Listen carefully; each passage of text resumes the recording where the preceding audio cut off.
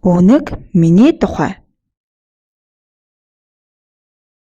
Өнөг нь сөүлэн нурд хөтгөн үстэй. Үзүүр нь цагаан, хоншоор нурд шөвгөр. Чих соотон бөгөөд үзүүр нь шувх. Чихний гадна тал харанхуйтай, өвлийн үс улаан шаргал, харин зуны үс цайвардус саарал өнгөтэй байдаг.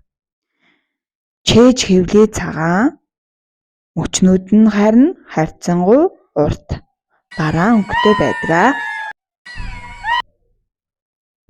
Өнөг миний эдэс жижээл амьдрах орчин нь жижиг хөхтөн ялангуяа үлийн цагаан жижиг шувууд мөндөл шавж зэргээр хоололдог. Ихэвчлэн тарвага, хярс, доргоны хуучин нүх, хадны ангал зэрэгт орогдгоо.